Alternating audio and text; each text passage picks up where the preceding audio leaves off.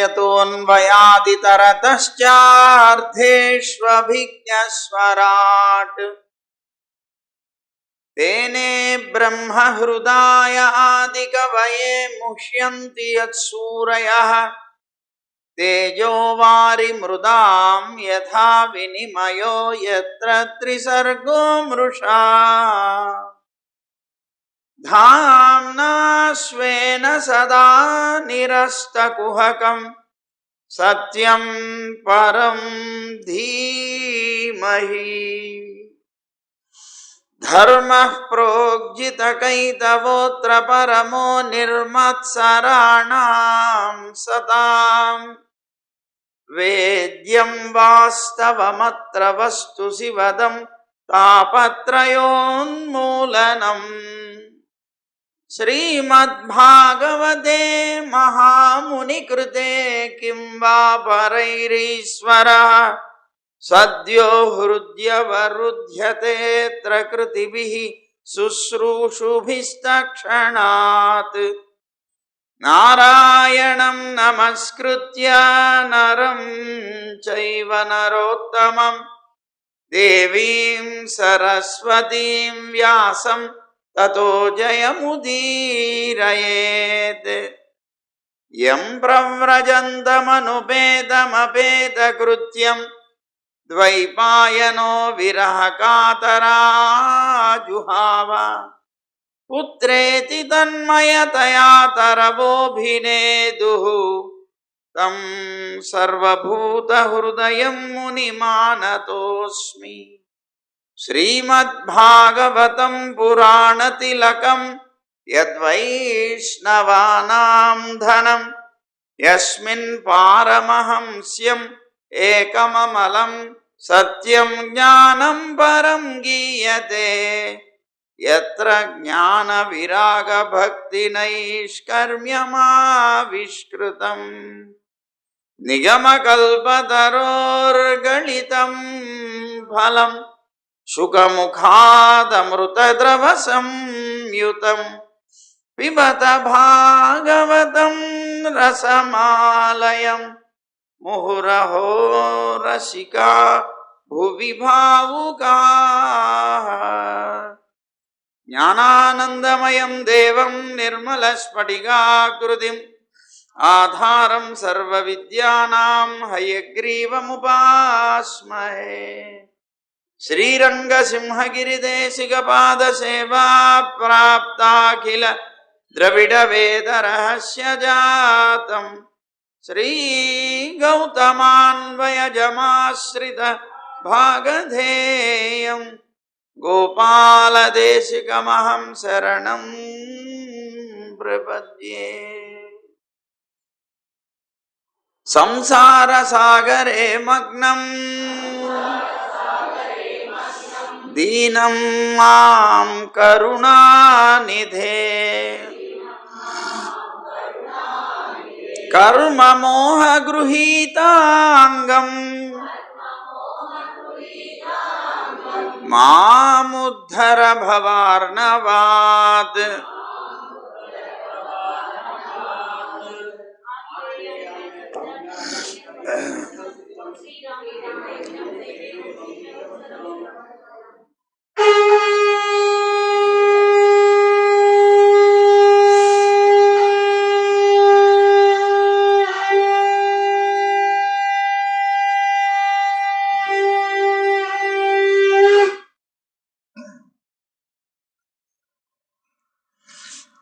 జై గోవింద.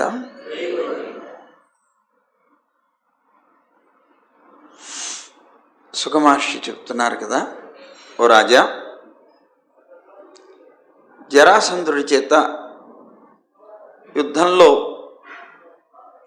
జయింపబడినటువంటి వారు, అతని చేత కారాగారంలో బంధింపబడినటువంటి వారు, ఎంతో కాలం నుంచి స్నానపానాదులు లేకుండా మురికి పట్టినటువంటి శరీరాలతోటి వస్త్రాలతోటి కూడుకున్నటువంటి వారు, ఆకలితో అలమటిస్తున్నటువంటి వారైనటువంటి 20,800 మంది రాజుల్ని ఆ శ్రీకృష్ణుడు గిరివ్రజంలో ఉండేటువంటి దుర్గం నుంచి బయటికి తీసుకొచ్చాడు. ఎప్పుడైతే వాళ్ళందరూ కూడాను ఆ బంధ విముక్తులయ్యారో, సాక్షాత్తు శ్రీకృష్ణుణ్ణి దర్శనం చేశారు. అద్భుతమైనటువంటి ప్రకాశం, పీతాంబరధారి అయినటువంటి ఆ పరమాత్మని చూడడంతోనే ఎంతో కాలం నుంచి భావిస్తూ మనస్సులో కృష్ణుడు అనేటువంటి వాడు ఒకడు వచ్చాడని విని దర్శించుకోవాలి అనుకుంటున్నటువంటి వాళ్ళకి అవ్వగానే దర్శనం ఇక ఉండబట్టలేక వెళ్ళిపోయి వారందరూ కూడాను ఆయన్ని ఆలింగనం చేసుకున్నారట. కొంతమంది కళ్ళతో పానం చేస్తున్నట్టు చూశారట, కొంతమంది నాలుకతో ఆయన్ని అలా నాకారట, కొంతమంది ఆయన్ని ముక్కుతో వాసన చూశారట. ఇలాగా వారి వారి యొక్క చిత్రమైనటువంటి ఆ చేష్టల్ని కృష్ణుడి యొక్క దర్శనంతో వారందరూ కూడాను చేశారట. ఆ తర్వాత కృష్ణ దర్శనం వల్ల కలిగినటువంటి ఆహ్లాదం చేత కారాగారంలో నుంచి బంధాలన్నీ కూడాను విడబడిపోయి ఉన్నటువంటి వాళ్ళందరూ ఎంతో కాలం నుంచి దుఃఖపడుతున్నటువంటి దుఃఖాన్ని పోగొట్టిన కృష్ణుడి గురించి గొప్పగా స్తోత్రం చేశారట. చేస్తూ మేము చాలా చాలా అంటే చాలా ఖిన్నులం అయిపోయి బతుకుతున్నామయ్యా, ఇంకా మాకు ఈ ప్రాణాల మీద ఆశ కూడా వదులుకొని జీవిస్తున్నాం. యథార్థంగా చెప్పాలంటే మమ్మల్ని నువ్వు ఘోరమైనటువంటి ఈ బంధాల నుంచి విడదీశావు, అలాగే నీ దర్శనంతో మాకు ఘోరమైనటువంటి సంసార బంధాల నుంచి కూడా విడదీశావు, రక్షించావు అన్నారట. అలా రక్షించినటువంటి నువ్వు మమ్మల్ని అందరినీ కూడాను కాపాడిన మా ప్రాణదాతవి అన్నారు. అంటూనే యథార్థంగా జరాసంధుడు మమ్మల్ని బంధించాడు అని అనుకున్నాం, కానీ బంధించినటువంటి అతని మీద మాకేమీ కోపం రావట్లేదు, దోషం కూడా అనిపించట్లేదు. ఎందుకంటే సహజంగా ఈ లోకంలో ఉండేటువంటి రాజులు ఎవరైతే ఉన్నారో వాళ్ళందరూ కూడాను రాజ్య పదవి నుంచి ఏదో ఒకనాడు చ్యుతులైపోవడం, అంటే పడిపోవడం అనేటువంటిది నీ యొక్క అనుగ్రహం చేతనే కదా జరుగుతుంది. ఎందుకు సహజంగా మేమందరం కూడా ఆ ఐశ్వర్యం చేత మదమత్తులం అయిపోయి చాలా విచ్చలవిడైనటువంటి మనస్తత్వంతో లోకంలో తిరిగాం. యథార్థంగా మేము చేసినటువంటిది చాలా దోషం. అలాంటి వాళ్ళు ఎప్పుడు కూడా శ్రేయస్సును పొందలేరు కదా అన్నారు. నీ యొక్క మాయ చేత మోహితులైనటువంటి వాళ్ళు అనిత్యములైనటువంటి ఐశ్వర్యాలని స్థిరాలను నిర్ణయం చేసుకొని ఎప్పుడు కూడా ఉండలేరు. ఎందుకంటే నీ యొక్క మాయా మోహితులైనటువంటి వాళ్ళు స్థిరములు కానటువంటి దీని మీద ప్రేమను పొందుతారు, కానీ ఇవి ఏదో ఒకనాడు తప్పనిసరిగా మా నుంచి దూరం అవ్వాల్సిందే. అజ్ఞానులైనటువంటి వాళ్ళు ఎండమావుల్ని చూసి ఆ ఎండమావుల్ని జలాశయాలని భావించి వెళ్ళి అక్కడ నీరు తాగాలని ప్రయత్నం చేస్తారు. ఎలాగో అవివేకులైనటువంటి వారు వికారగ్రస్తమైనటువంటి ఈ మాయ ఏదైతే ఉందో దాన్ని సద్రూపమైనటువంటి వస్తువుగా, అంటే వాళ్ళు పొందదగినటువంటి వస్తువుగా భావిస్తారు. ఈ మాయాలోకంలో ఉండి మాయ చేత ఆవరింపబడినటువంటి మనస్సు కలిగినటువంటి వాళ్ళు ఈ ఐశ్వర్యాలు, ఈ సంపదలు సుఖాలను ఇచ్చేటువంటివి అని భ్రమ చెందుతూ జీవనం సాగిస్తారు. పూర్వకాలంలో మేమందరం కూడా ఐశ్వర్య మదాంధులమే, దురభిమానం చేత బతికినటువంటి వాళ్ళమే. కానీ అలాంటి మేమందరం కూడా ఎదుట ఉన్నటువంటి మృత్యురూపుడైనటువంటి నిన్ను లెక్క చేయకుండా తిరిగాం. ఆనాడు ఐశ్వర్య మదం చేత నిన్ను అసలు లెక్క పెట్టలేదు మేము. అలా తిరిగినటువంటి మాకు ఈ భూమి కోసం అని పరస్పరంగా స్పర్ధ కలిగినటువంటి వాళ్ళమే, విరోధులమై జీవించాం. దయ అనేటువంటిది లేదు. యుద్ధాలు చేసుకొని ఈ భూమిని సంపాదించటమే ఘనం అనుకుంటూ తిరిగాం. అలాగా తిరిగినటువంటి మేము ఈవేళ ఎలా అయిపోయాం? ఆ రోజుల్లో గర్వంతో తిరిగినటువంటి మేము ఈవేళ బందీలం అయిపోయి కనీసం తినడానికి తిండి కూడా లేక మాకున్నటువంటి జీవితం మీదనే ఆశ వదులుకొని బతికేటువంటి స్థితిని పొందాం సుమా. అలాంటి మేము నీ కృప ప్రభావం చేత మాకున్నటువంటి గర్వం పోయి నీ చరణాలని స్మరిస్తూ నిన్ను ఆశ్రయించగలిగాం. అది కూడా ఒక భాగ్యం మాకు. యథార్థంగా ఇతను మమ్మల్ని బంధించాడు అంటే అది మాకు అపకారమా ఉపకారమా అనుకుంటే ఆ బంధించడం వల్లనే ఈవేళ నువ్వు వచ్చి మమ్మల్ని విముక్తి చేయగలిగావు. అంటే నిన్ను దర్శించుకోగలిగాం. నిన్ను దర్శించుకోగలగడానికి మేమందరం కూడా ఏదో భాగ్యం చేసుకొని ఉండాలి. ఈ శరీరం మీదనే మాకు వ్యామోహం అయ్యేటువంటి స్థితిలో బతికాం మేము యథార్థంగా. ఎందుకంటే ఎప్పటికప్పుడు క్షీణించిపోయేటువంటిది ఇది. ఇలా ఈ నిరంతరం కూడాను క్షీణిస్తూ రోగాలకి నిలయమైనటువంటి ఈ శరీరం ద్వారా ఉపాసింపబడింది ఐశ్వర్యం, ఈ రాజ్యం. శ్రవణ మాత్రం చేతనే కర్ణాలకి చాలా ఆసక్తికరమైనటువంటి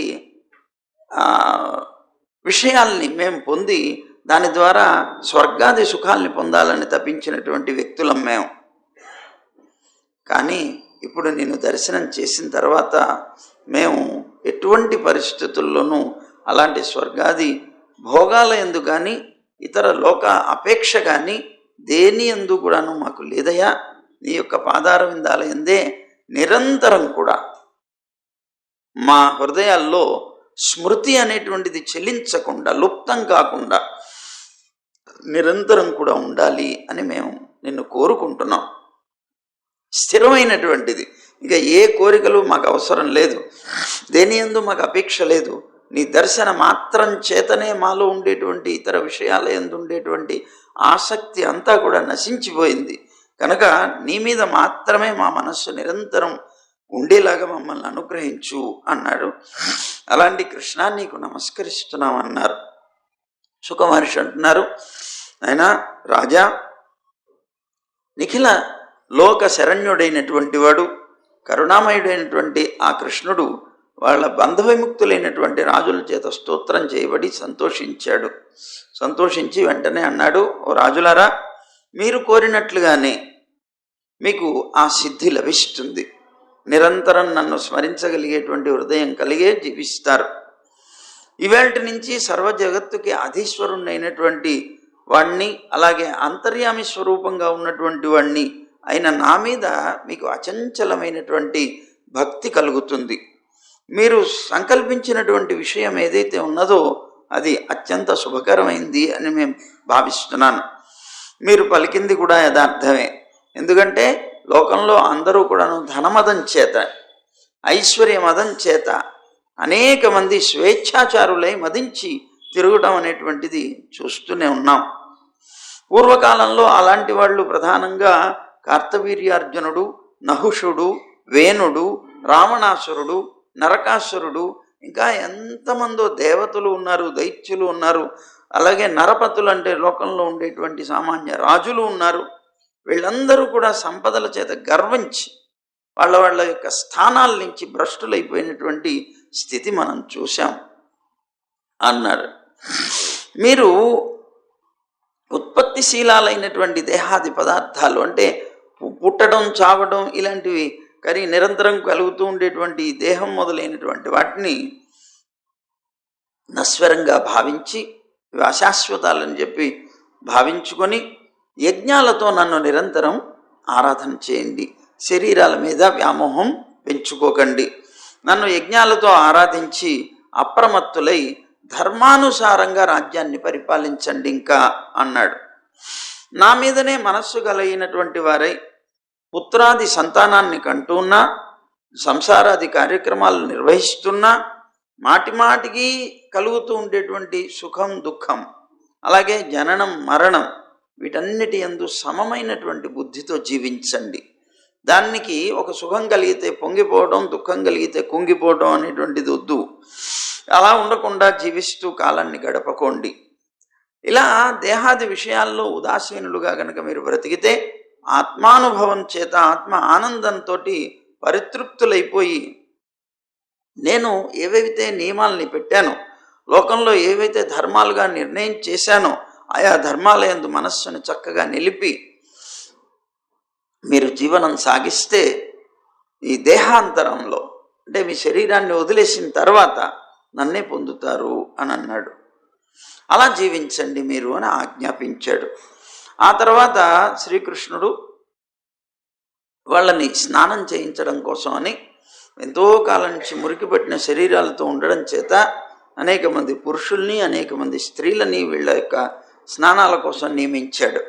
ఆ తర్వాత కృష్ణుడు జరాసంధుడి యొక్క కుమారుడైనటువంటి సహదేవుణ్ణి పిలిచి వాళ్ళందరికీ కూడా స్నానాదులు అయిపోయిన తర్వాత రాజయోగ్యమైనటువంటి వాళ్ళంతా రాజులు గనక వాళ్ళకి తగినటువంటి వస్త్రాలను ఇవ్వవయ్యా, అలంకారాలు ఇవ్వు, పుష్పమాలాదులు చందనాదులు ఇవ్వు. ఈవేళ నుంచి వాళ్ళు రాజులుగానే లోకంలో సుఖంగా జీవించగలిగేటువంటి ఆ భావనతో వాళ్ళు రాజులుగా నువ్వు వాళ్ళని సన్మానం చేయి. నీ తండ్రి బంధించాడు, నువ్వు వాళ్ళకి సన్మానం చేసి వాళ్ళందరినీ కూడాను జాగ్రత్తగా వాళ్ళ యొక్క రాజ్యాలకు పంపించాలన్నాడు. అలాగా మంచిగా స్నానం చేసి శుచిగా వచ్చినటువంటి వాళ్ళకి మంచి అన్నీ కూడాను ఇచ్చారు. ఆ రాజులన్నీ కూడాను ధరించారు, వాళ్ళకి సత్కారాలు చేయించాడు. బంధ మోక్షాలు ఏవైతే ఉన్నాయో ఈ ముకుందుడి చేత ఈ బంధాలన్నీ కూడా నుంచి విముక్తి పొందినటువంటి వారైనటువంటి వీళ్ళు సహదేవుని చేత పూజింపబడి మంచి మెరుస్తున్నటువంటి కుండలాలతోటి వస్త్రాలతోటి బయటికి వచ్చారట. ఎలా ఉన్నారట అంటే వర్షాకాలం తర్వాత మేఘాల నుంచి బయటకు వచ్చినటువంటి చంద్రుళ్లాగా వచ్చారట వీళ్ళు. ఆ తర్వాత కృష్ణుడు వాళ్ళందరినీ కూడాను మంచి మంచి అద్భుతమైనటువంటి సువర్ణమయమైనటువంటి రథాలను ఎక్కించట. మధుర వాక్కులతో అందరినీ కూడాను పలకరించారు. ఇంకా మీరు సుఖంగా స్వేచ్ఛగా జీవించండి, కానీ ధర్మానుసారంగా బ్రతకండి అని వాళ్ళందరికీ చెప్పి వాళ్ళని పంపించట. వాళ్ళు కూడా ఆ రాజులందరూ కృష్ణుడు చేసినటువంటి మహోపకారాన్ని, ఇంతకాలం నుంచి అతను బంధిస్తే మమ్మల్ని విముక్తుల్ని చేసి మమ్మల్ని అందరినీ కూడా రాజ్యాలకు పంపించి రాజులుగా గౌరవించినటువంటి ఆ కృష్ణుడిని మనసులో తలుచుకుంటూ వెళ్ళిపోయారట వాళ్ళందరూ. వెళ్ళిన తర్వాత కూడా వాళ్ళ మంత్రులకి వాళ్ళందరికీ కథలుగా ఆ కృష్ణుడు అనుగ్రహించినటువంటి రీతిని చెప్పుకున్నారట, ఆనందించారట. ఇక కృష్ణుడు కూడా భీమసేనుడి చేత జరాసంధుడిని చంపించేశాడు. చంపించిన తర్వాత సహదేవుడి చేత పూజింపబడ్డాడు. ఆ భీమార్జునులతో కలిసి మళ్ళీ ఇంద్రప్రస్థ నగరానికి వెళ్ళిపోయాడు. సరే, ఇలా ఉండగా ఎప్పుడైతే ఇంద్రప్రస్థ నగరానికి చేరుతూ ఉండగానే శంఖనాదం చేశాట కృష్ణుడు. ఎప్పుడైతే అద్భుతమైనటువంటి ఆ పాంచజన్య శంఖ ధ్వని విన్నారో ఆ ఇంద్రప్రస్థంలో ఉన్నటువంటి ధర్మరాజు మొదలైనటువంటి రాజులందరూ పరమానంద భరితులైపోయారట. ఓ, మనకు కావలసినటువంటి పని పూర్తి చేసుకొని వస్తున్నారు అని వాళ్ళందరూ ఎదురు వెళ్ళారట. కృష్ణుడిని పరమానందంతో ఆలింగనం చేసుకున్నట్ట ధర్మరాజు. మహాప్రభో, ఎంత గొప్ప అనుగ్రహాన్ని మా మీద చూపించావు, మాకు కావలసినటువంటి రాజస్వ యజ్ఞానికి ఆటంకంగా ఉన్నటువంటి జరాసంధుడిని చంపించావు, నువ్వే కనుక లేకపోతే ఇది సాధ్యమవుతుందా అని చాలా ఆనందపడ్డట్ట అతన్ని ఆలింగనం చేసుకొని. సరే, అయిపోయిన తర్వాత సుఖమహర్షి అంటున్నారు కదా, యుధిష్ఠిరుడు ఈ జరాసంధ వధ అయిపోయింది, కృష్ణుడి యొక్క ప్రభావాన్ని విన్నాడు, చాలా ఆనందపడ్డాడు. ఆనందపడి కృష్ణుడితో ఇలా అంటున్నట్ట, ఏమని, సనకాది మహర్షులైనటువంటి లోకత్రయ గురువులు ఉన్నారే, అలాంటి వారు కానీ లోకపాలురైనటువంటి వారు కానీ అందరూ కూడా నీ యొక్క ఆదేశాన్ని పాలిస్తారు, దాన్ని స్వీకరిస్తారు. అలాంటి పరమేశ్వరుడైనటువంటి కమలలోచనుడు అయినటువంటి నువ్వు ఈశ్వరాభిమాన గ్రస్తుణ్ణి అయ్యుండి, అంటే నేను ఒక సమ్రాట్టుని భావంలో ఉన్నాను, నేను అలా అవ్వాలనేటువంటి దీక్షతో ఉన్నాను నేను. అలాంటి నేనే శాసకుణ్ణి అనుకుంటూ బ్రతుకుతున్నటువంటి వాణ్ణి సహజంగానే అతి దీనుడైనటువంటి, యథార్థంగా నీ ముందు మేము చూస్తే నీకు నువ్వు పర్వతం లాంటి వాటివి, మేము ధూళికణం లాంటి వాళ్ళం. అలాంటి నీ దగ్గర మేము అలాంటి స్థితిలో ఉన్నా నువ్వు నా ఆజ్ఞ పాటిస్తున్నావు, ఎంత విచిత్రం అన్నాడు. మరి ఈయన దగ్గరకు వచ్చి చేతులు కట్టుకొని ఈయన ఏం చెప్తే చేశాడు కదా కృష్ణుడు, అది అంటున్నాడు అనమాట. అతి దీనులో అయినటువంటి మేము మా దేశాన్ని నువ్వు పాలిస్తున్నావేంటి కృష్ణ, ఇది నిజంగా అసాధారణమైనటువంటి అనుకరణ అనుకుంటున్నాను నేను అన్నాడు. ఉదయాస్తమయాల ద్వారా సూర్య తేజస్సుకి వృద్ధి క్షయాలనేటువంటివి కలుగుతున్నట్లుగా అనిపిస్తుంది మనకి కదా. మరి సూర్యుడు ఉదయించడం ఆయన వృద్ధి పొందుతున్నట్టుగా భావిస్తాం. సూర్యుడు అస్తమిస్తూ ఉంటే ఆయనకి క్షయం కలుగుతోంది అనుకుంటాం. నిజంగా సూర్యుడికి వృద్ధి ఉన్నదా, క్షయం ఉన్నదా? ఎలాంటి వాడు అలాగే ఉన్నాడు, మార్పేం లేదు. కానీ అలాంటి భావన లోకానికి కలుగుతూ ఉంటుంది. ఎలాగో అలాగే కర్మల్ని ఈ విధంగా చేయటం వల్ల నువ్వు ఏకమాత్రుడివి, అద్వితీయుడు అయినటువంటి లోకాన్నంతటినీ కూడా నియమించగలిగినటువంటి బ్రహ్మరూపుడు అయినటువంటి నీ ప్రభావం కూడా నీకేమీ వృద్ధి లేదు, క్షయము లేదు. నువ్వు మా ఆజ్ఞని పాటించడం వల్ల నువ్వు తక్కువవాడివి కావు, పాటించకపోవటం వల్ల గొప్పవాడివి కావు. గొప్ప తక్కువ అనేటువంటి ఈ రెండు నీకు లేవు. వృద్ధి లేదు, క్షయం లేదు. ఎప్పుడు ఏకస్వరూపుడివి నువ్వు. ఏమిటి ఆ ఏకస్వరూపత్వం? సర్వనియంతృత్వం. జగత్తునంతటినీ కూడా నియమించగలిగినటువంటి సామర్థ్యం. దాంట్లో ఏమీ తక్కువలుండవు, ఎక్కువలుండవు. నీకన్నా అధికమైనటువంటి వాడు ఎవడు ఉండడు. అలాంటి ఒకే ఒక రూపంతో నువ్వు బ్రతికేటువంటి వ్యక్తివి కదా మాధవ. అజ్ఞానులకి మాత్రం ఈ శరీరాల మీద భేదబుద్ధి ఉన్నట్లుగా నీ సేవకులైనటువంటి వారికి మాత్రం నేను, నాది, నీవు, నీది ఇలాంటి భావాలు ఏమీ ఉండవయ్యా అన్నాడు. భేదబుద్ధి ఏమీ ఉండదు అన్నాడు.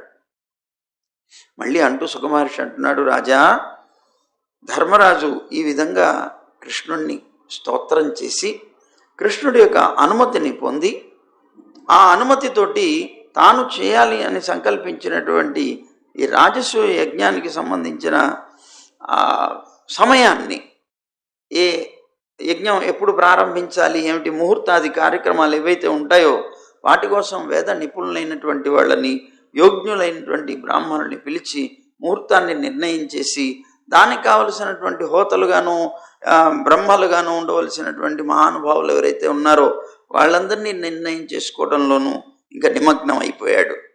ఈ యజ్ఞానికి మహానుభావులైనటువంటి వ్యాస మహర్షి వచ్చాడు, భరద్వాజుడు, సుమంత్రుడు, గౌతముడు, అలాగే అసితుడు, వశిష్ఠుడు, చవనుడు, కన్నుడు, మైత్రేయుడు, కవశుడు, త్రితుడు, విశ్వామిత్రుడు, వామదేవుడు, సుమతి, జైమిని, క్రతువు, పైలుడు, పరాశరుడు, గర్గుడు, వైశంపాయనుడు, అధర్వుడు, కశ్యపుడు, దౌమ్యుడు, పరశురాముడు, ఆసురి, అలాగే వీతిహోత్రుడు, మదచ్ఛందుడు, వీరసేనుడు, అకృతవర్ణుడు మొదలైనటువంటి వాళ్ళందరూ కూడా వచ్చారు.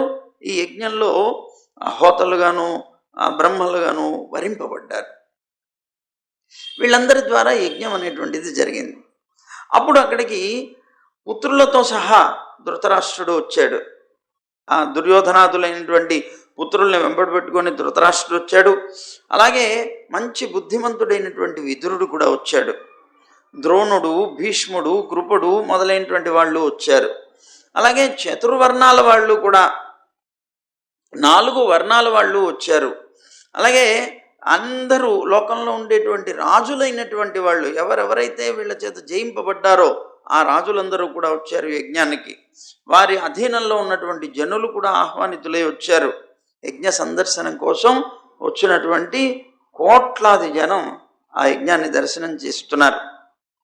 ఆ తర్వాత వరింపబడినటువంటి బ్రాహ్మణులు ఎవరైతే ఉన్నారో ఋత్వికులుగా వాళ్ళందరూ కూడాను బంగారు నాగలితోటి ఆ యజ్ఞభూమిని దున్నిచ్చారట. దున్ని ఆ ధర్మరాజుని యజ్ఞ దీక్షుడిగా కంకణ ధారణం చేయించారు. పూర్వం వరుణదేవుడు కూడా ఈ రాజసూయ యాగం చేశాడు. లోకపాలుడిగా తాను ఏకఛత్రాధిపత్యం అన్నమాట. అలాంటి దానికోసం వరుణుడు కూడా రాజసూయ యాగం చేశాడు. అతను చేసినట్లుగానే ఈ అద్భుతమైనటువంటి యజ్ఞం కూడా జరుగుతోందట. ఆ యజ్ఞంలో అన్ని ఉపకరణాలు కూడాను సువర్ణమయాలే అయి ఉన్నాయట. అలాగే ఇక్కడ రాజసూయాగం చేస్తున్నటువంటి ధర్మరాజు కూడా అన్ని ఉపకరణాలని కూడాను సువర్ణమయాలుగా చేసుకున్నట్ట. బ్రహ్మ, మహేశ్వరుడు, ఇంద్రాది లోకపాలురు సపరివారంగా సిద్ధులు, గంధర్వులు, విద్యాధరులు, మహానాగులు, మునులు, యక్షులు, రాక్షసులు, ఖగాలు, కిన్నరులు, చారణులు, అలాగే ఆహుతులైనటువంటి రాజులు, రాజపత్నులు అందరూ కూడాను యజ్ఞానికి పాల్గొన్నారటు దేవతలు కానీ ఇటు మానవులు కానీ. అందరూ కూడా వచ్చారట. కృష్ణ భక్తుడైనటువంటి ఈ ధర్మరాజు యొక్క యజ్ఞానుష్ఠానాన్ని చూసి చాలా ఆశ్చర్యపోయారట అందరూ కూడా. కృష్ణుడికి భక్తుడైనటువంటి ఇతనికి ఇది తగింది కాకుండా ఎలా అవుతుంది అని ప్రశంసించారట. ఇది సంభవం, యుక్తమైంది, ఇది ఇతనికి తగింది ఇది అని అందరూ కూడాను పొగిడారట. పూర్వకాలంలో దేవతలందరూ కూడా వరుణుడి చేత యజ్ఞాన్ని చేయించారట. రాజసూయాగం చేశాడన్నాం కదా, వరుణుడి చేత చేయించారట. వాళ్ళు ఎలాగైతే వరుణుడి చేత అలా చేయించారో అలాగే ఇక్కడ కూడా యాజకులైనటువంటి వాళ్ళు, అంటే యజ్ఞం చేసేటువంటి ఋత్వికులైనటువంటి వారు యథావిధిగా దేవతలు చేయించినట్లే ఇక్కడ ధర్మరాజు చేత యజ్ఞ కార్యక్రమాన్ని చేయించారట. ఆ తర్వాత సోమాభిషేవ దినం అనేటువంటి ఒక రోజున చాలా ఏకాగ్ర చిత్తంతో ఈ పుణ్య దంపతులు ఇద్దరూ కూడాను పుణ్యవంతులైనటువంటి వాళ్ళు, సభాపతులైనటువంటి వాళ్ళు, యాజకులైనటువంటి వాళ్ళని, అంటే యజ్ఞాలు చేసిన ఋత్వికులు ఎవరైతే ఉన్నారో వాళ్ళందరినీ కూడాను దంపసమేతంగా గొప్పగా అర్చించారట. అప్పుడు సభలో ఉన్నటువంటి సభ్యులు ఉన్నారే వాళ్ళందరూ కూడా వాళ్ళ ఆరాధన అయింది. అయిపోయిన తర్వాత ఇక ప్రథమ పూజ ఎవరికి చేయాలి, వచ్చినటువంటి వాళ్ళల్లో మహానుభావులు ఎవరికి చేయాలి అని ఆలోచనలో పడ్డారు. ఎవరికి చేయాలి అంటే అక్కడ భీష్ముడు ఉన్నాడు, ద్రోణుడు ఉన్నాడు. భీష్ముడేమో వంశానికే పెద్ద మహానుభావుడు, ధర్మపరుడు. అలాగే ఇక ద్రోణుడు ఉన్నాడంటే వాళ్ళందరికీ గురువు. ఆయన పెద్దవాడే, ఈయన పెద్దవాడే, కృపాచార్యుడు పెద్దవాడే, ఎందుకంటే వంశగురువు ఆయన. వీళ్ళందరూ కాకుండా మహారాజు అయినటువంటి ధృతరాష్ట్రుడు ఉన్నాడు. ఇలా ఇంతమంది ఉంటే వీళ్ళల్లో ఎవరిని పెద్దగా నిర్ణయం చేసుకోవాలి, మనం ఎవరిని పెద్దవాడని మనం ఆరాధన చేయాలి. ఇక్కడ ప్రథమ పూజకి అర్హుల్ని ఎవరిని నిర్ణయం చేయాలో అర్థం కావట్లేదు పాపం వీళ్ళకి. అలా తర్జన భర్జన పడుతున్నటువంటి సమయంలో ప్రథమ పూజని చేసుకోవడానికి అర్హుడైనటువంటి వాడు ఒక్కడే అని లేచేట పైకి. ఎవరట అంటే ఆ సభ్యులందరూ ఇలా అంటూ ఉన్నటువంటి సమయంలో సహదేవుడు టక్కన లేచాట. లేచి ఈ ఉన్నటువంటి దీనికి అగ్రపూజకి తగినటువంటి వ్యక్తి ఒక్క కృష్ణుడు తప్ప ఇక్కడ ఎవ్వరు కూడా లేరన్నట్టు. ఎందుకు అనంటే ఈ సభాస్థలంలో కృష్ణ భగవానుడు మాత్రమే శ్రేష్టమైనటువంటి వాడు, యోగ్యుడైనటువంటి వాడు. ఇతను సర్వదేవమయుడు అన్నారు. సర్వదేవతలు కూడాను ఇందులో ఉన్నాయి. దేవతలు కాదు, జగత్తంతా కూడా ఈయనలోనే ఉన్నది. కనుక దేశ కాలాది ద్రవ్య స్వరూపాలన్నీ కూడాను ఈయనలోనే ఉన్నాయి. ఈ విశ్వమంతా కూడాను ఎవరి యొక్క అధీనంలో ఉన్నదో, యజ్ఞమంతా కూడాను ఎవరి యొక్క స్వరూపంగా చెప్పబడుతోందో, ఎవరి యొక్క ఉపాసనకి యజ్ఞములు అనేటువంటివన్నీ ఉపాయాలు అయి ఉన్నాయో అలాంటి ఆ కృష్ణుడే ఆ పరమాత్మ. సాక్షాత్తు ఇతను తప్ప లోకంలో ఎవ్వరూ కూడాను అగ్రపూజకి తగినటువంటి వారు లేరు అన్నట్ట. అలాగే అగ్ని, మనం చేసేటువంటి యజ్ఞంలో అగ్ని కానీ, ఆహుతులు కానీ, మంత్రం కానీ, అలాగే సాంఖ్యం కానీ, యోగం కానీ ఏవైతే ఉన్నాయో వీటన్నిటికీ లక్ష్యం ఒక్క పరమాత్మ నారాయణుడే అయి ఉన్నాడు. ఏకైకుడు, అద్వితీయుడు. అద్వితీయుడు అంటే తనతో సాటి అయినటువంటి వాడు ఇంకొకడు లేనివాడు. అలాగే స్వప్రతిష్ఠితుడు. ఇతన్ని మళ్ళీ లోకంలో ఎవరో నువ్వు భగవంతుడు అవ్వాలి, నువ్వు భగవంతుడు అవ్వాలని ఎవరో నిర్ణయం చేస్తే అయ్యేవాడు కాదు. తనంతట తానే లోకంలో స్వప్రతిష్ఠుడు అంటారు. తనకి తానే ప్రతిష్ట కలిగినటువంటి వ్యక్తి.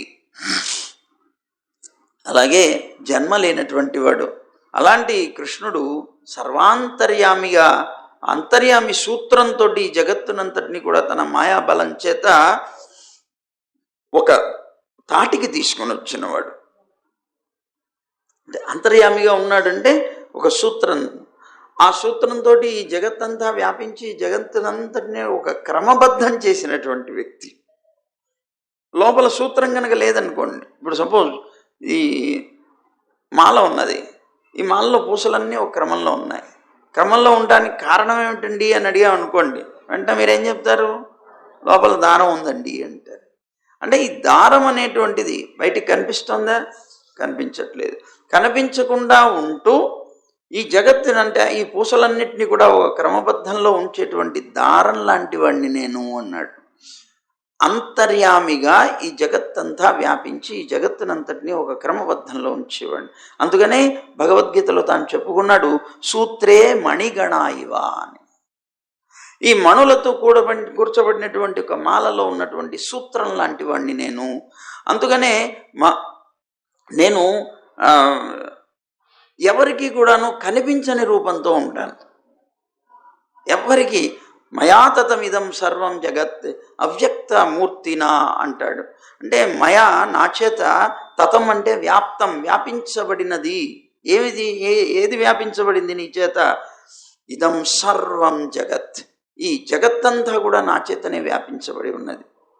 కానీ ఎట్లా మరి వ్యాపించబడితే నువ్వు కనిపించాలి కదా. అవ్యక్తమూర్తిన, కనిపించని రూపంతో నా చేతనే వ్యాపించబడి ఉన్నది.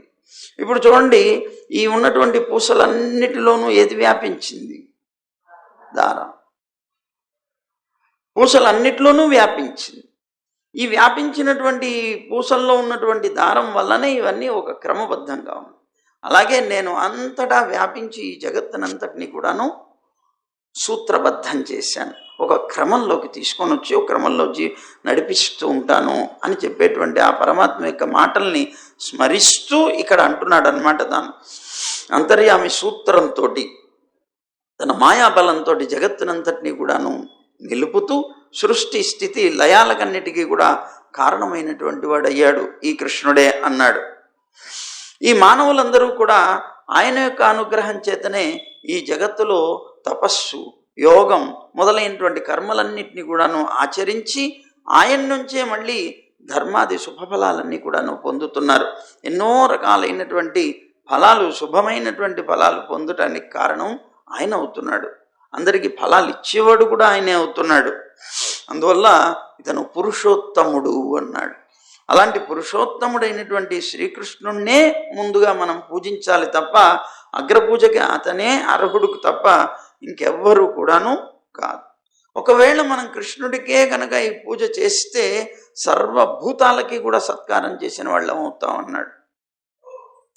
అంతే కదా. మరి ఇప్పుడు ఒక వృక్షం ఉంది, ఆ వృక్షానికి మనం వృక్షం పెంచాలి, అది చక్కగా పూలతోటి కాయలతోటి కలకల్లాడుతూ ఉండాలి అంటే దానికి నీరు పోయాలి.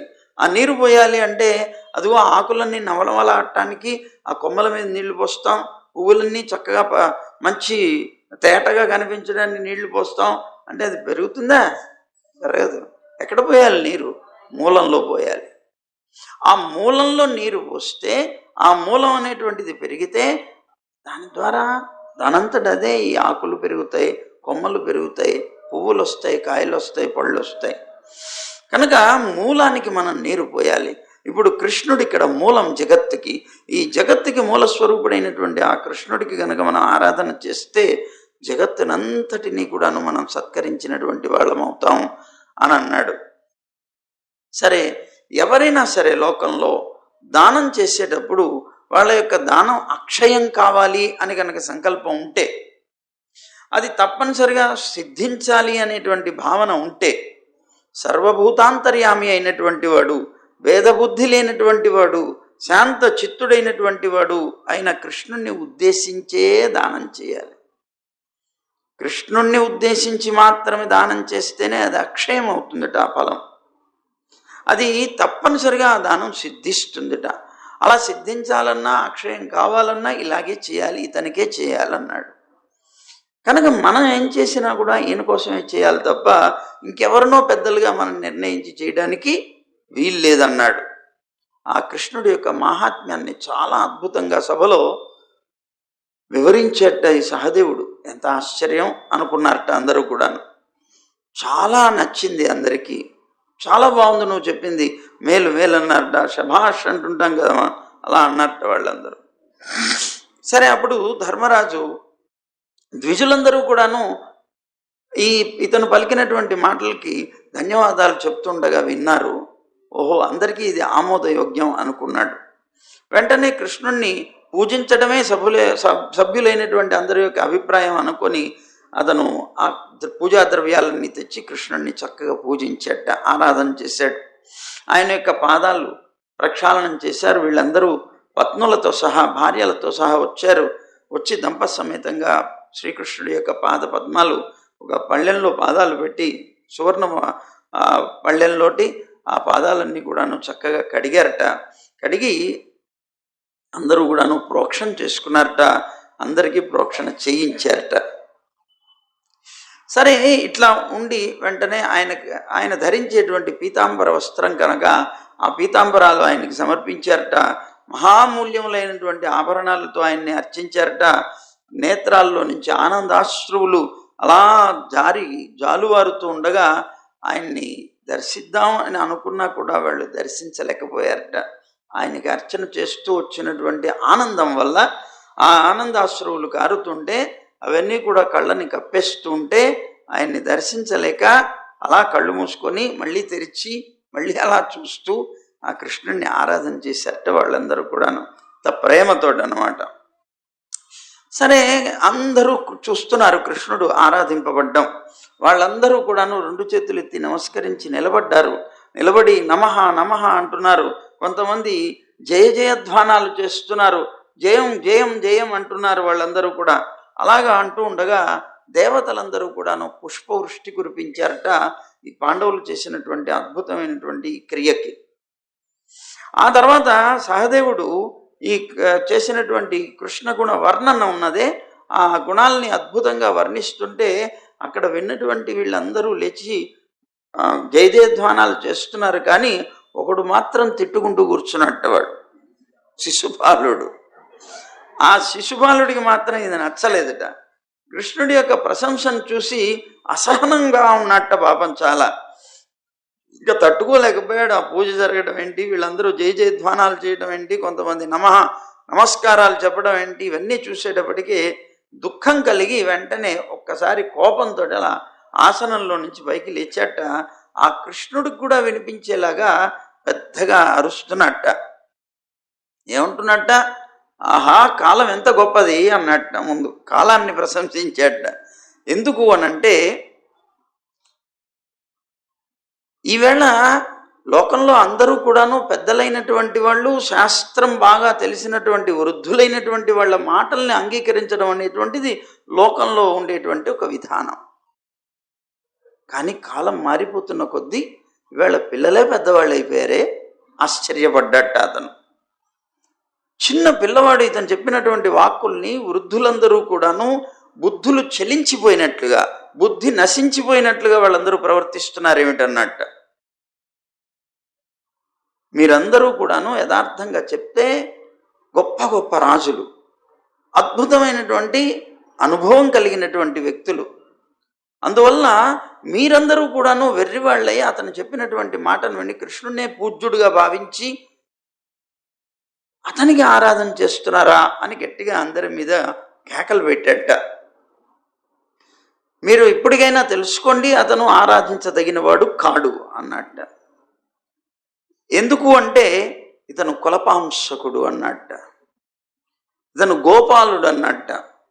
కులపాంశకుడైనటువంటి గోపాలుడు సభలో ఉన్నటువంటి తాపస్సులు కానీ, విద్వాంసులు కానీ, వ్రతశీలులైనటువంటి వారు కానీ, తత్వజ్ఞులైనటువంటి వారు కానీ, పాపరహితులైనటువంటి వారు కానీ, వ్రతంలో నిష్ఠ కలిగినటువంటి వారు కానీ, లోకపాలురైనటువంటి వారు కానీ, వీళ్ళందరి చేత పూజింపదగినటువంటి మహానుభావులందరూ ఉన్నటువంటి సభలో వాళ్ళందరూ, అంటే వీళ్ళందరూ పూజించదగినటువంటి వారు, అలాంటి వాళ్ళందరూ ఉన్నటువంటి సభలో కృష్ణుణ్ణి మీరు ఆరాధిస్తున్నారా? వీళ్ళందరూ ఎందుకు పనికి రాలేదా అని ఇతను అంటూ దానికి ఉదాహరణ చెప్పాడు. ఎలా ఉంది ఇది అంటేట, కాకి దేవతలకి మాత్రమే లభించదగినటువంటి పురోడాశాన్ని గ్రహించినట్లుగా ఉంది ఇతను ప్రథమ పూజ స్వీకరించడం అన్నట్టు. ఇతను కాకి లాంటి వాడు అని ఉదాహరణ ఇచ్చాడు. ఆ పూజ అనేటువంటిది, అగ్రపూజ, అది దేవతలకు ఇచ్చేటువంటి పురోడాశం లాంటిది అన్నట్ట. అలాంటిది ఒక కాకి పట్టుకుపోయినట్టుగా ఈ పూజను కృష్ణుడు గ్రహించడం అనేటువంటిది చీచీ చీచీ జరగకూడనటువంటి పని అన్నట్ట. ఇతను ఎలాంటి వాడు? వర్ణాశ్రమ ధర్మాలు లేవు ఇతనికి. అలాగే స్వధర్మాల్ని స్వధర్మాలన్నింటినీ ఎప్పుడో కాలు రాసేసాడు ఇతను. అలాగే గుణహీనుడైనటువంటి వాడు, స్వేచ్ఛాచారి, అలాంటి ఇతనికి పూజ చేయడం ఏమిటి అన్నట్ట. పాపం ఇతను తన యొక్క సంఖ్యని పూర్తి చేసుకునే ప్రయత్నం చేస్తున్నాడు. 108. 100 తప్పులు అంటారు, మరి అష్టోత్తరం కావాలి కదా, అష్టోత్తర శతనామాలతో అర్చించాలి కదా, అందుకోసం 108 తప్పులు అంటున్నారు. అంటే తల్లికి, ఈ శిశుపాలుడి యొక్క తల్లికి వరం ఇచ్చాడు. విజయుల్లో ఒకడు కదా. ఈ శిశుపాలుడు కూడా తాను అవతరించేటప్పుడు చతుర్భుజుడయ్యే వచ్చాడు. పుట్టడమే చతుర్భుజుడై పుట్టాడు. ఇతనికి 3 కళ్ళు ఉన్నాయట పుట్టినప్పుడు.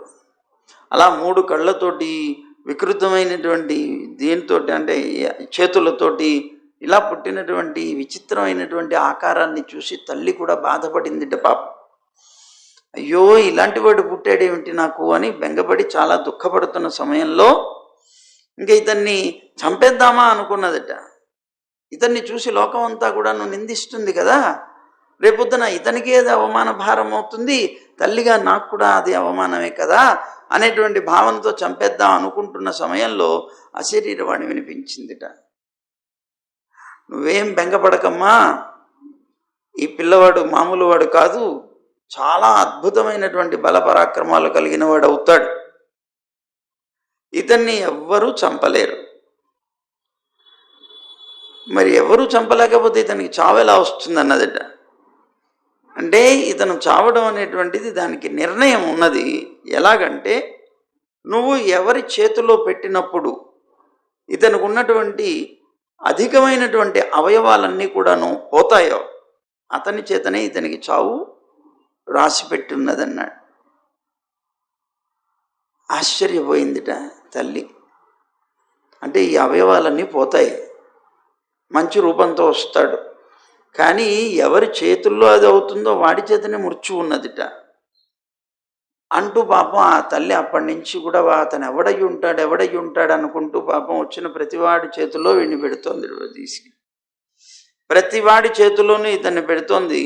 ఎవరి చేతుల్లోనూ ఈ విధమైనటువంటి ఇంద్రియాలు పోవడం లేదు, అధిక ఇంద్రియాలు. సరే పాపం అలాగా తిప్పలు పడుతోంది. ఒకరోజు అనుకోకుండా కృష్ణుడు వచ్చాడు. మేనత్త కదా, మరి మేనత్త కొడుకు కదా, చూసిపోదామని కృష్ణుడు బలరాముడు వచ్చారు. బలరాముడు పెద్దవాడు కనుక ముందు బలరాముడు చేతుల్లో పెట్టింది, ఏమీ కాలేదు. కృష్ణుడు అన్నాడు నాకు ఇవ్వమన్నాడు. సరే కృష్ణుడి చేతిలో పెట్టింది. ఎప్పుడైతే కృష్ణుడి చేతిలో పెట్టిందో టక్కన అధికమైనటువంటి ఇంద్రియాలన్నీ అదృశ్యమైపోయాయి.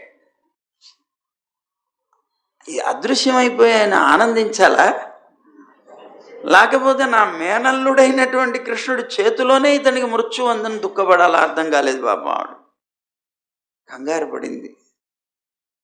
ఓ, అశరీరవాణి చెప్పింది యథార్థమే, ఇతనికి మృత్యు అయినటువంటి వాడి చేతుల్లోనే ఈ ఇంద్రియాలన్నీ పోతాయి, ఎవరైతే ఇతన్ని పట్టుకున్నప్పుడు పోతాయో అతనే మృత్యు అవుతాడు అని చెప్పింది.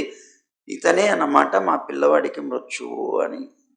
అప్పుడు ఆ తల్లి కోరిందిట అతన్ని, కృష్ణుణ్ణి, ఏమయ్యా నువ్వు మేనల్లుడివి, నేను నీకు మేనత్తని కదా, మరి ఇతను ఎవరి చేతుల్లో ఉన్నప్పుడైతే ఇంద్రియాలన్నీ పోతాయో అతని చేత మృత్యు ఉంటుందని ఆ శరీరవాణి చెప్పింది. అంటే ఇప్పుడు నీ చేతిలోనే ఇతనికి మృత్యు ఉన్నదన్నమాట, చంపకు నా పిల్లవాడిని అని బతిమాలిందిట పాప. నువ్వు ఎటువంటి పరిస్థితుల్లో నా పిల్లల్ని చంపకు, నువ్వు నేను మేనత్తని కదా, నా కోరికను తీర్చవయ్యా అని ప్రార్థించిందట బాబు. ప్రార్థిస్తే అన్నట్ట, అత్త ఏదైనా సరే పూర్వకర్మానుసారంగా ఉంటుంది. ఇది నీకు అశరీరవాణి చెప్పింది అంటే అర్థం ఏంటి, విధి నిర్ణయం ఇలా ఉన్నది అని కదా అర్థం.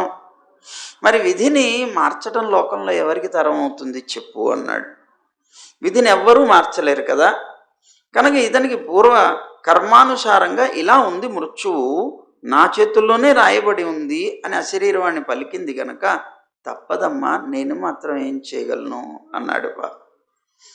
సరే ఒక పని చేయమన్నది. నువ్వు ఎలాగైనా సరే ఇతనికి ఆ మృత్యువుని కొద్దిగా ఎక్కువ కాలం తర్వాత ఇవ్వమన్నది. వెంటనే ఇవ్వకు. నీ చేతుల్లో మృత్యు ఉన్నది నిజమే, కానీ ఎక్కువ కాలం ఇతనికి ఆయుష్ ఉండేలాగా చాలా కాలం తర్వాత ఇవ్వచ్చు కదా అన్నది. అంటే అప్పుడు కృష్ణుడు అన్నాడు, సరే అలా అవకాశం ఉండదు, ఎప్పుడు ఏ సమయంలో వాళ్ళకి మృత్యువు రాసిపెట్టిందో ఆ సమయంలో అవుతుంది. అయినప్పటికీ నువ్వు కోరుతున్నావు కనుక నన్ను ఎప్పుడైనా దీనంగానో భక్తితోనో శరణాగతితోనో కోరినటువంటి వాళ్ళ కోరికలు ఎప్పుడూ వ్యర్థం కావు నా దగ్గర. కనుక నీకు వరం ఇస్తాను. ఏం వరం ఇస్తాను? అతన్ని చంపడం అయితే మానను, కానీ 100 తప్పుల్ని నేను క్షమిస్తాను. వాడు 100 తప్పులు అతన్ని క్షమించి వదిలేస్తాను.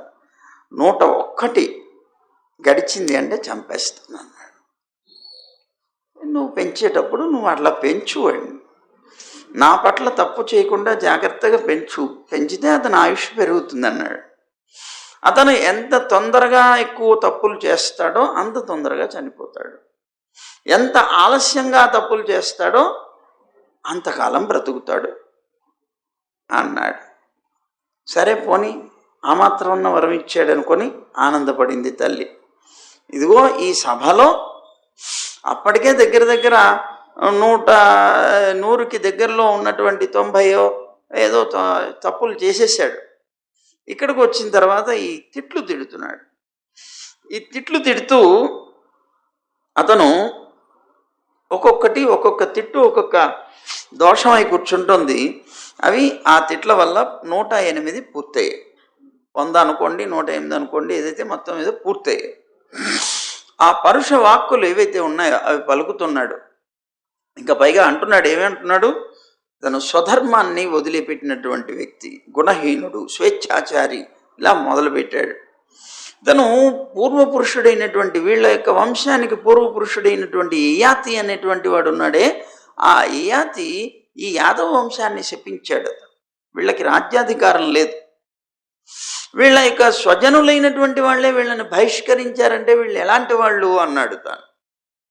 ముఖ్యంగా ఈ వంశంలో ఉన్నటువంటి వారందరూ కూడాను వ్యర్థంగా మద్యపానం మీద ఆసక్తి కలిగినటువంటి వాళ్ళు. అందువల్ల కృష్ణుడు ఎలా పూజించడానికి అర్హుడవుతాడు అనే ప్రశ్న వేశాడు.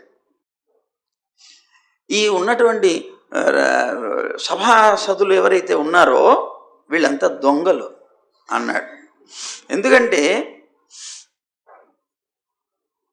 వీళ్ళందరూ కూడాను కృష్ణుడే గొప్పవాడు అని కీర్తిస్తున్నటువంటి సహదేవుడికి వంతలు పలుకుతున్నారు. అతనే దొంగ, వీళ్ళందరూ కూడా అతన్ని అనుసరించే దొంగలు కాకపోతే ఏమవుతారన్నాడు. ఎందుకు దొంగ అంటే, యథార్థంగా బ్రహ్మర్షులైనటువంటి జనులైన మహానుభావుల చేత సేవితమయ్యేటువంటిది భూమి. ఈ పవిత్రమైనటువంటి భూభాగాన్ని వదిలిపెట్టేసి అసలు వేద చర్చే లేనటువంటి సముద్రంలో దుర్గాన్ని కట్టుకొని జీవిస్తున్నాడు ఇతను. మరి దొంగలాగా అక్కడ జీవించవలసిన అవసరం ఏంటి ఇతనికి? అలా దుర్గాన్ని ఆశ్రయించి ప్రజలందరినీ కూడా పీడిస్తున్నాడు అన్నాడు, తిట్టాడు బాబు. ఇతను అదృష్టహీనుడు పాప, అదృష్టం లేదు ఇతనికి పాపం. కృష్ణుడు ఇన్ని తప్పులకి క్షమిస్తాను అని అన్నా కూడా ఆ తప్పులు చేయకుండా జీవించగలిగితే జీవించేవాడే, కానీ అదృష్టం లేకపోవడం వల్ల ఇలాగ శిశుపాలుడు కృష్ణుడిని ఉద్దేశించి అనేక రకాలైనటువంటి పరుషమైనటువంటి మాటలు మాట్లాడాడు. కృష్ణుడు అన్నీ వింటున్నాడు. సింహం కనుక నక్క కూత వేసినా కూడా పట్టించుకోకుండా వెళ్ళిపోయినట్లుగా కృష్ణుడు కూడా అసలు ఏమీ మాట్లాడకుండా, దానికి ప్రత్యుత్తరం ఏమీ ఇవ్వకుండా అలా కూర్చుండిపోతే ఈ కూర్చున్నటువంటి సభలో ఉన్నటువంటి వాళ్ళు సహించలేకపోయారు. ఆయనేం మాట్లాడలేదు, కానీ అందరూ మాత్రం సహించలేకపోయారు. చాలా వినడానికే చాలా కష్టంగా ఉన్నాయట. అలాంటి మాటలు మాట్లాడుతున్నటువంటి ఆ మాటలు సహించలేక కృష్ణుడి యొక్క నిందా వాక్కుల్ని విని వాళ్ళు చెవులు మూసేసుకున్నారట. కోపంతో శిశుపాలుడిని దూషిస్తూ సభ నుంచి వెళ్ళిపోయారట. అందరూ కూడా లేచి ఇక్కడ అంటున్నారు కదా, ఒక నీతి శ్లోకాన్ని చెప్తున్నారు లోకంలో ఉండవలసిన విధానం. నిందాం భగవతః శృణ్వన్ తత్పరస్య జనస్య వా తతో నాపైతి యః సోపి యాత్యధః సుకృతాచ్యుతః అన్నారు. ఏమిటిటా ఇది? భగవంతుణ్ణి కానీ లేదా ఆయన యొక్క భక్తులు అంటే భాగవతోత్తములని కానీ ఎవరైనా నిందిస్తున్నప్పుడు ఆ నిందని వింటూ, నింద చెయ్యడం తప్పు, నిందిస్తున్నటువంటి వారి యొక్క నిందని వినడం కూడా చాలా తప్పుట. అలా నిందిస్తున్నప్పుడు ఎవరైనా అక్కడి నుంచి దూరంగా వెళ్ళకపోతే ఆ నిందించేటువంటి వ్యక్తికి ఎలాంటి పాపం వస్తుందో వింటున్నటువంటి అతనికి కూడా అంత పాపం వస్తుందట. అందువల్ల ఎవరైనా సరే భగవంతుణ్ణి కానీ భాగవతోత్తములు కానీ నిందిస్తుంటే ఎటువంటి పరిస్థితుల్లో వినకూడదు. అదేంటండి వాళ్ళు అలా మాట్లాడుతుంటే ఎలా ఊరుకోగలం అంటావా? నువ్వు ఎదురు సమాధానం వాళ్ళకి చెప్పగలిగితే, వాళ్ళ నోరు మోయించగలిగితే మోయించాలి చెప్పి. లేకపోతే అక్కడే ఉండి విన్నదంతా విని వెళ్ళిపోకూడదు. ముందుగానే చెవులు మూసుకొని వెళ్ళిపోవాలి. అదే చేశారట సభలో ఉన్న వాళ్ళందరూ కూడా. సరే, ఈ తర్వాత కృష్ణుడిని నిందించినటువంటి నిందలు విన్నటువంటి పాండుపుత్రులు ఎవరైతే ఉన్నారో వాళ్ళు ఆ మత్స్య, కైకయ, సృంజయ వీరులైనటువంటి వాళ్ళందరూ కూడా శిశుపాలుని చంపడం కోసం అస్త్రాలు తీశారట. అక్కడ ఒక పెద్ద రణరంగం జరిగేలాగా అయిపోయిందట. వాళ్ళందరూ యుద్ధానికి ముందుకు వచ్చేసారు అతన్ని చంపేద్దామని. వెంటనే ఇవి చూసేటప్పటికీ శిశుపాలుడికి చాలా తీవ్ర కోపం వచ్చిందట. ఆ కృష్ణపక్షంలో ఉన్నటువంటి రాజులందరినీ దూషిస్తూ తాను కూడా కత్తి తీసేట చంపడం కోసం యుద్ధానికి బయలుదేరాట. ఎప్పుడైతే ఈ విధంగా అందరూ కూడాను లేచి యుద్ధానికి వెళుతున్నారో వెంటనే కృష్ణుడు అన్నట్ట వారి యొక్క పక్షంలో ఉన్నటువంటి వాళ్ళందరినీ కూడాను తాను ఆపెట్ట. మీరు కూర్చోండి, ఇప్పుడేం యుద్ధం చేయవలసిన అవసరం లేదు, కూర్చోండి అని అందరినీ కూర్చోబెట్టి తాను తన యొక్క అద్భుతమైనటువంటి సుదర్శన చక్రాన్ని తీసుకొని ఒక్కసారి అతని మీదకు వదిలేట శిశుపాలుడి యొక్క శిరస్సునది ఖండించేసి సభా మధ్యంలో శిశుపాలుడి యొక్క హత్య. అందులో ఇది ఏమిటిది? రాజసూయ యాగం. ఆ యాగ సభలో జరుగుతున్నటువంటి అద్భుతమైనటువంటి ఈ సంహారాన్ని చూసి అక్కడ ఉన్నటువంటి ప్రజలందరూ కూడా హాహాకారాలు చేశారట. అంతా కోలాహలం బయలుదేరిందట. ఇంకా మిగిలినటువంటి రాజులందరూ కూడాను అతని పక్షంలో కొంతమంది ఉన్నారు కదా, వాళ్ళందరికీ ప్రాణభయం పట్టుకుందిట. వాళ్ళందరూ కూడా అటు ఇటు ఇటు అటు పరిగెట్టేస్తున్నారట. అలా ఉంటూ ఉండగా పడిపోయినటువంటి శరీరం శిశుపాలుడి యొక్క దేహం నుంచి బయటికి వచ్చినటువంటి ఆత్మ తేజోరూపంగా అక్కడికి వచ్చి ఒక జ్యోతి రూపంగా కృష్ణుడి యొక్క విగ్రహంలో ప్రవేశించి ఆయన యొక్క పాదారవిందాల్లో చేరిపోయిందిట. సరే, ఇతను శిశుపాలుడు ఎందుకు చేరిపోయింది అని అంటే సుఖమహర్షి చెప్తున్నారు. ఈ శిశుపాలుడు 3 జన్మల నుంచి బాగా వృద్ధి పొందుతున్నటువంటి భగవద్వైరంతో బతుకుతున్నాడు. ఆ బుద్ధితో ఉన్నటువంటి ఇతను అనుక్షణం ఆయన్నే చింతనం చేస్తున్నాడు. 3 జన్మలు. ఏమిటా 3 జన్మలు? హిరణ్యాక్షుడు, హిరణ్యకశిపుడు, రావణాసురుడు, కుంభకర్ణుడు, శిశుపాలుడు, దంతవక్రుడు అని. ఇదో వీళ్ళ రూపంలో వచ్చినటువంటి వాళ్ళు. వీళ్ళే జయ విజయులను శాపవశాత్తు ఈ లోకంలోకి వచ్చారు. అలా 3 జన్మలు కూడా భగవద్వైరంతో బాగా వృద్ధి పొందుతున్నటువంటి వీళ్ళు ఆ వైరంతో నిరంతరం ఆయన్నే తలచి ఆయన్నే పొందారు అని అన్నాడు. తన్మయత్వాన్ని పొందారట. కనుక లోకంలో ఎవరైనా సరే అందుకే చెప్తూ ఉంటారు మన పెద్దలు, నువ్వు ఒక మానవుడు తాను ఏదైతే ఒక విషయాన్ని గురించి తనకి బాగా ఇష్టమైనటువంటి ఒక విషయాన్ని గురించి మాటి మాటికి స్మరిస్తూ జీవితంలో ఉంటాడో అతను వచ్చే జన్మలో దాన్ని పొందుతాట. అలాగా ఇతను కూడా వీళ్ళు కూడా ఈ ఉన్నటువంటి జన్మల్లో ఆయనతో వైరబుద్ధితో మాటిమాటికి ఆయన్నే స్మరించి ఆయన్నే పొందారు అని అన్నారు. సరే, ఆ తర్వాత సమ్రాట్టుగా యుధిష్ఠిరుడు అందరికీ ఋత్విక్కులకి యజ్ఞమైంది. అగ్రపూజ జరిగిపోయింది, అంతా అయిపోయిన తర్వాత తను సమ్రాట్ అయిపోయాడు. అయిన తర్వాత కార్యక్రమం జరగవలసిందంతా జరిగింది. అప్పుడు సదస్సులకి, ఋత్వికులకి అందరికీ కూడాను దక్షిణలు ఇచ్చట. అందరినీ యథావిధంగా చేయవలసినటువంటి రీతిలో అతను ఆదరించడమే కాకుండా తాను చేయవలసినటువంటి ఈ యజ్ఞ సంబంధమైనటువంటి పూర్తి కోసంగా చేయవలసినటువంటి కర్మలు ఏవైతే ఉన్నాయో, అంటే దీక్షాంత కర్మలు అంటారు వాటిని. దీక్ష అంతంలో చేసేటువంటి కర్మలు అంటే ప్రాయశ్చిత్తాదులు అన్నమాట. ఈ కర్మ యజ్ఞం అంతా చేసిన తర్వాత యజ్ఞంలో కొన్ని జరగకూడనటువంటి అపచారాలు జరుగుతాయి, కొన్ని దోషాలు జరుగుతాయి. ఆ దోషాలన్నిటికీ కూడా యజ్ఞం అయిపోయిన తర్వాత అంటే చివరిలో అన్నమాట ప్రాయశ్చిత్త రూపంగా మనం హవనం చేస్తారు. ఆ హవనం చేసి ఆ ప్రాయశ్చిత్తంగా చేసి ఆ దోషాలన్నీ పోగొట్టుకుంటేనే యజ్ఞం పరిపూర్ణంగా ఫలిస్తుంది అన్నమాట. అందువల్ల ఆ ప్రాయశ్చిత్తాది హోమాల్ని కూడా చేశారట. ఆ కృష్ణుడు యుధిష్ఠిరుడి యొక్క రాజసూయ యజ్ఞాన్ని ఈ విధంగా పూర్తి చేశాడు. ఆ బంధువులైనటువంటి వాళ్ళ యొక్క ప్రార్థనని అనుసరించి వాళ్ళు అన్నారట, యజ్ఞం అంతా అయిపోయిన తర్వాత కృష్ణుడు ఇంకా నేను ద్వారకకు వెళ్ళిపోతాను అని అంటే, వాళ్ళు ఎటువంటి పరిస్థితుల్లో కుదరదు, నువ్వు లేకపోతే మాకు ప్రాణం లేనట్లే అవుతుంది, నువ్వు కొంతకాలం ఇక్కడ ఉండవయ్యా అని ప్రార్థిస్తే వాళ్ళ ప్రార్థనని కాదనలేక కొన్ని మాసాల పాటు ఇంద్రప్రస్థంలోనే ఉన్నట్ట. అయితే ఈ కృష్ణుడు మరి తన యొక్క రాజ్యం ద్వారకలో ఉండాలి కదా, మరి అక్కడ ఎవరుంటారు అన్నప్పుడు అదిగో అక్కడికి సాంబుడు మొదలైనటువంటి వాళ్ళందరినీ ముందుగా పంపించేసట. పంపించి అక్కడ ద్వారకాపట్నానికి రక్షకులుగా ఉంచట. సరే, మొత్తం మీద ఇంద్రప్రస్థంలోనే ఉన్నాడు. ఆ తర్వాత అప్పుడు వాళ్ళని పంపించాడు. ఆ తర్వాత మళ్ళీ కృష్ణుడు బయలుదేరి అతి కష్టం మీద ఈ ధర్మరాజుతో అనుమతిని పొంది పత్నులతో కలిసి అమాత్యులతో కలిసి ద్వారకకి వెళ్ళిపోయాట. అయితే ఇక్కడ పరీక్షణ్ మహారాజుతో సుకుమారుషి అంటున్నారు, అయినా నీకు చెప్పాను ఇంతకుముందు, వైకుంఠవాసులైనటువంటి జై విజయులు ఆ విప్రశాపం వల్ల మూడు మార్లు ఈ పృథ్వీలో జన్మించడం అనేటువంటిది జరిగింది అని ఈ ఉపాఖ్యానాన్ని నీకు ఇంతకు పూర్వమే చెప్పాను కదా అని గుర్తు చేశారు.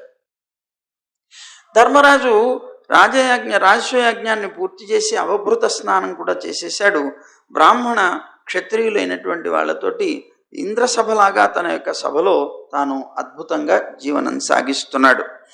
అయితే ఆ తర్వాత దేవతలు కానీ మానవులు కానీ ఖేచరులు కానీ ధర్మరాజు చేత చాలా చక్కగా పూజింపబడ్డారట యజ్ఞంలో. ఆ కృష్ణ భగవానుని రాజసూయ యాగాన్ని ప్రశంసిస్తూ వాళ్ళందరూ కూడా వాళ్ళ వాళ్ళ యొక్క స్థానాలకు వెళ్ళిపోయారు.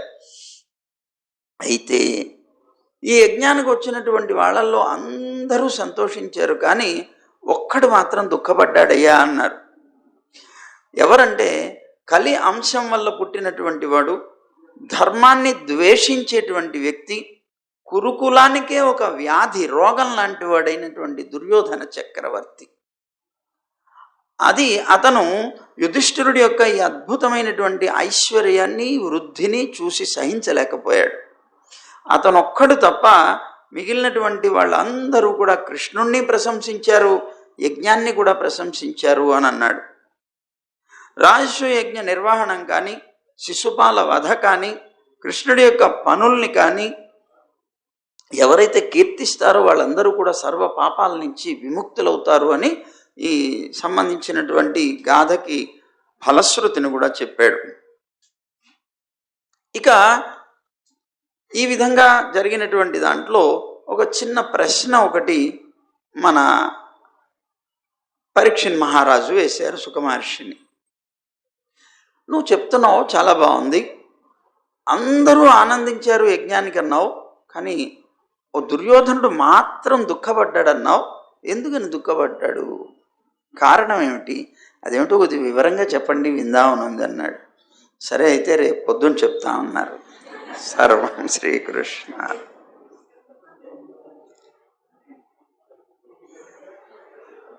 గోవింద జయ జయ గోపాల జయ జయ,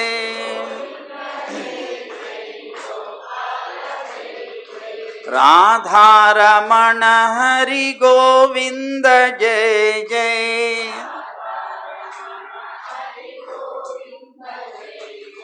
గోవింద జయ జయ గోపాల జయ జయ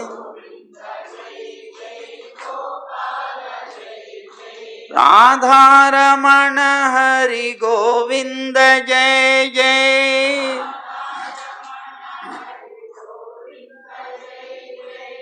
గోదారమణ హరి గోపాల జయ జయ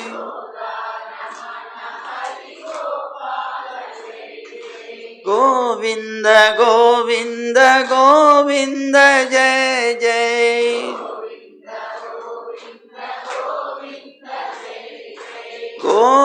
గోవర్ధనోద్ధార గోవింద జయ జయ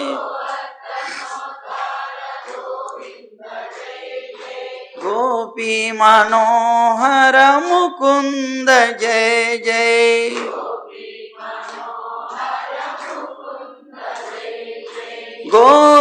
గోవర్ధనోద్ధార గోవింద జయ జయ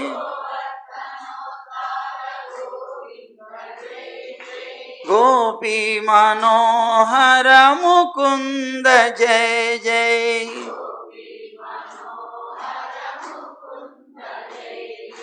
గోవింద జయ జయ గోపాల జయ జయ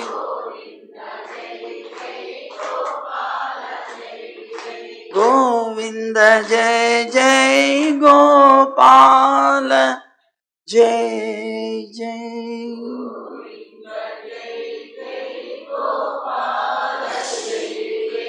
జై గోవింద జై జై గోవింద జై జై జై గోవింద జై శ్రీమన్నారాయణ జై జై శ్రీమన్నారాయణ జై జై జై శ్రీమన్నారాయణ సర్వం శ్రీకృష్ణార్పణమస్తు.